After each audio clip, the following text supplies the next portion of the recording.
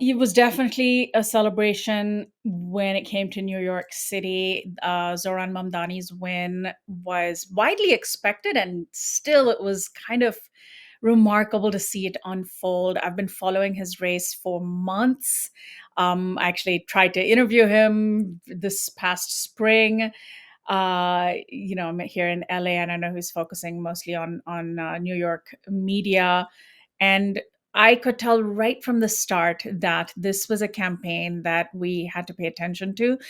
And I remember the moment that it really felt exciting was when I watched his his political ad that he recorded entirely in Hindi to get the South Asian vote out um, in New York during his primary race. And I was so impressed by that, by the fact that he has such clear bread and butter issues that are economic justice issues, and he leans into his policy positions so eloquently, so clearly. He doesn't shy away from them. He's very clear about his political identity, and he's very clear about his national, ethnic, racial identity, religious identity.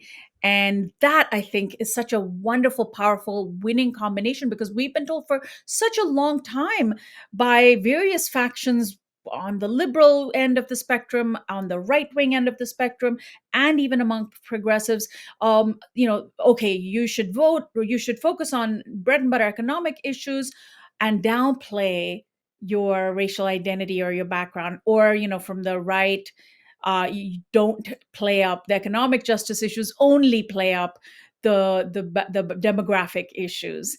And of course, we are all complex people, and we have intersecting identities, as does Zoran Mamdani.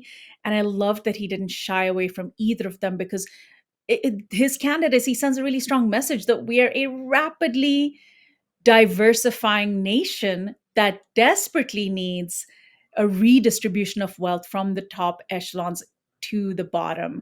And you can have both. And the fact that he was able to energize people of all backgrounds, all faiths, young men went hard for Zoran. This was the demographic that people were most worried about going towards Trump. And it really shows what's possible. And, a lot of people are going to try to say, well, you can't repeat this in other cities because New York City is very unique and he was facing this corrupt politician with a record. But that's not true. New York City is, because it's so diverse.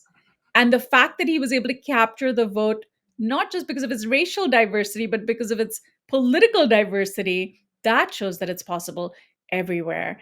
And so I hope I want to see his campaign be the model now, because he ran a once in a generation campaign, and it really should be a model for how democratic socialists and leftists and progressives run campaigns to win power.